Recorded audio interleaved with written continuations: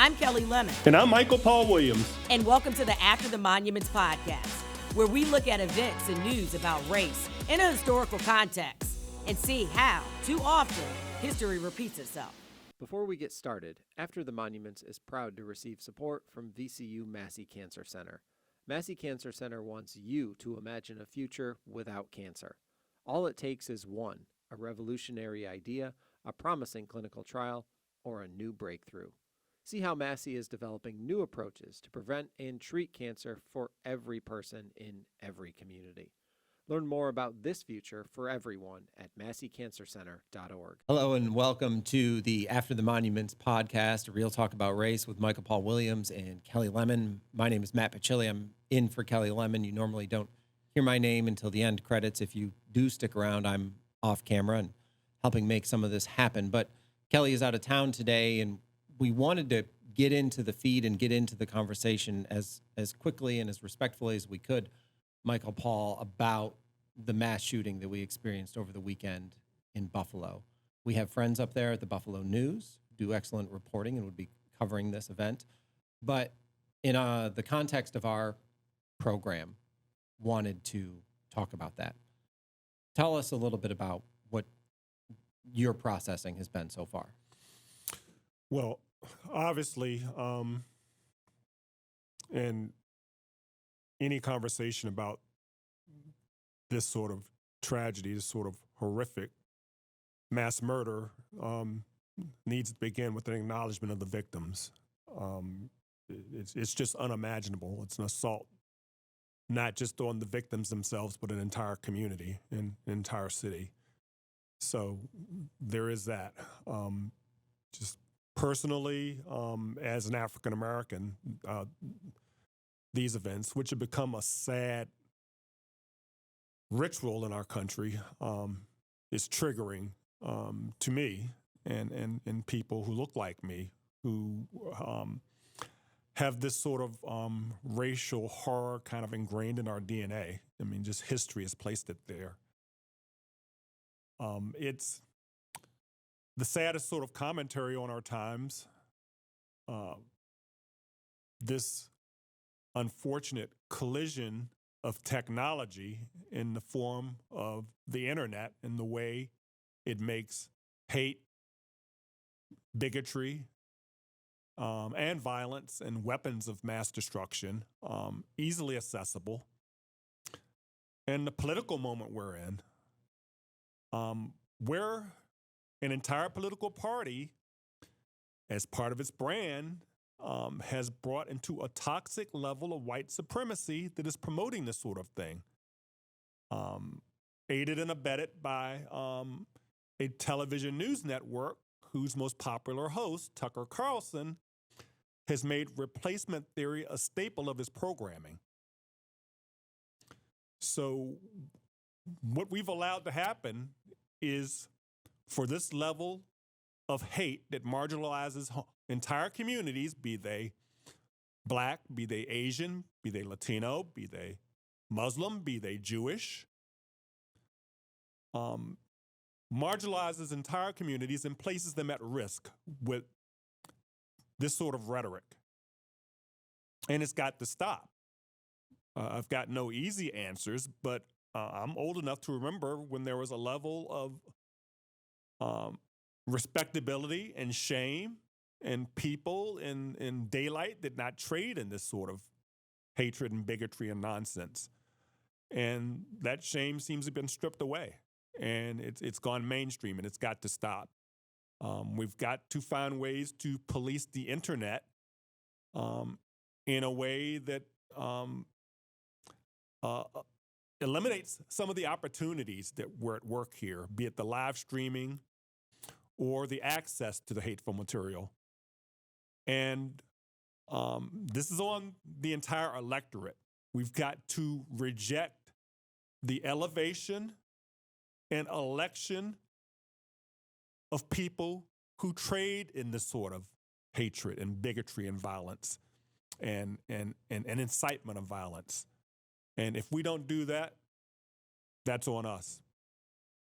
There were, it seems, a couple of, and you might have touched on it here, a couple of warning signs, if you will. And this is always a thing that is brought up when this type of thing, a mass shooting, happens. The first warning sign having been during his high school, the gunman's high school prom or senior project, had written a paper about killing a large number of people.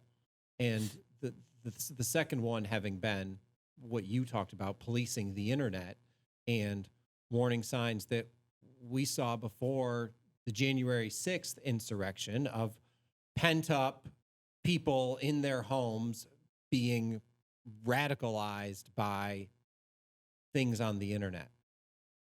How do we start to put some of those warning signs or practices into place? How is it that when this individual writes that paper in high school and is then, I think, at least interviewed by police or has some police presence, how is it that his name is not reported to anywhere saying, do not let this individual buy a gun, a weapon, anything like this?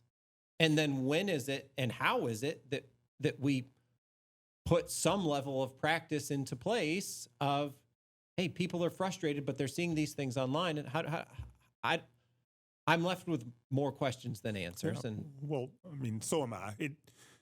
Everything you just spoke of speaks to how normalized both gun violence and white supremacy have become in this country. White supremacy, like, I can't get over that. Yeah, it's mainstreamed and normalized to the point that it does not sound enough alarms.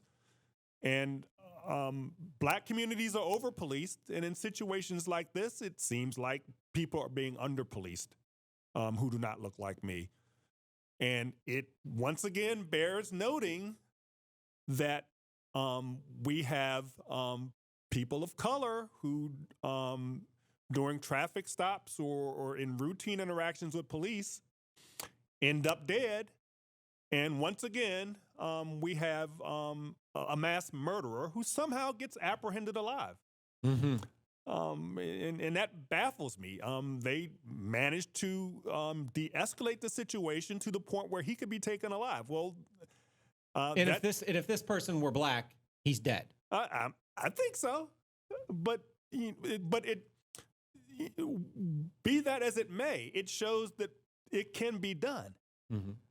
It can be done. I mean, the excuse that's often rendered when a police encounter goes sideways is, well, he didn't submit. The police officer felt his life in danger. Well, there was every bit of reason for a police officer in this situation to feel their life in danger, but somehow they worked through that. Mm-hmm. And I don't hate that people are apprehended alive. I just want it to be uniform. Mm-hmm. I can't. I've also got to note that here's an 18-year-old. I mean, what is happening with America when 18-year-olds and teenagers, and we, have Dylan Roof and not too far distant past, are radicalized and indoctrinated in this way, and manage to gain access to this weaponry, and what do you know when you're 18? That. What has been your life experience? That you can do something like this or even think this way. Yeah. In the 21st century, we really need to look at this and figure out what is going on with our education system. What is it environmental? What's happening with the internet? The political discourse, of course, is not helping at all. It's inciting this. This is toxic to the point that, to me, it represents an existential threat to our way of life. And we've got to do something about this. It can't be yet another moment. We saw the slaughter of children, little children, first and second graders in Connecticut, and we did nothing. So, you think if we did nothing then, we will never do anything, certainly where people of color are concerned. But we've got to do something. This this is a crisis, and it's not normal. If this is what we consider normal, something's wrong. Real quick, After the Monuments is proud to thank Team Henry Enterprises for their support of our show. Team Henry Enterprises is a Black-owned contracting firm specializing in office, retail, medical, multifamily, and higher education construction of all scopes and sizes. In the wake of the George Floyd protest, Team Henry is the very firm contracted by the city of Richmond to take down the Confederate monuments in Richmond and by many other municipalities to remove other Confederate monuments around Virginia and throughout the Southeast. Learn more about Team Henry and how they can help your community rebuild, renovate, or design at teamhenryent.com. Another level of alarm and concern for me was in the article that I was reading, where it identified the grocery store or grocery stores as soft targets, and being a place that, at least as I interpreted that there's not likely to be a security guard, and is going to be a place that you could just walk into. My friendly neighborhood Kroger, I never see any security. Right. And, people getting bread and milk and essentials should not be facing a threat to their life. It's just wrong. And, this should strike a sense of horror and revulsion in the hearts of all Americans. This can't be a situation where we go off into our separate political silos and try to excuse it away. I'm glad you said that about all Americans, because I know that in conversations that you and Kelly have had, you have talked about scenarios where, as a Black American, you feel like you need to answer for the actions of one Black American, and that all Black Americans are grouped together. And I've known that behind the camera, as a white American, I don't feel any connection to someone who's the shooter. And whereas in other various situations, you all do. And I appreciate your point that we should all carry this in our hearts. And another point that I had on here is that this individual traveled 3 hours from Conklin, New York, which I grew up in upstate New York. I grew up in Ithaca, New York, and my father grew up in the Southern Tier, which is where the shooter was from. My aunt and uncle live in that town. And then he went to Buffalo, which I went to college 60 miles south of Buffalo, but where I went to college, there was nothing, and Buffalo was the largest area nearby. There are a lot of hurting communities, not just, which is not to diminish the pain and the suffering of the victims and the victims' families. There are a lot of people who are now sort of implicated in some way in this. How do we experience this in our togetherness? Well, I experience it by dint of ethnicity. You are experiencing it by dint of proximity, family proximity. We've got to reach a point as a nation where we all take this personally, because we should. Yeah. How do I, or someone like me, begin to make that step? Do you have an idea? I don't know if you can teach empathy, but it requires empathy to feel what communities under assault feel. It requires education on the history that's involved here. The very sad and tragic history of violent white supremacy in this country that it seems like people want to sweep under the rug, including too many elected officials. The influence of talk show hosts who peddle this sort of incitement to high ratings. We've got to reject all that. We've got to wake up. This isn't a game. It shows how guns and white supremacy in tandem represent not only a threat to the affected communities, but to our nation. I view this as all part and parcel of the assault on democracy in general. We got to get a handle on this before it's too late. Mm-hmm. Well, thank you. Anything else to add about this Just horrific event? Just my condolences to all of the families and the community involved. It's just a horrible, horrible thing.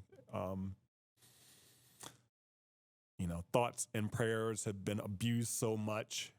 It's become a cliche, but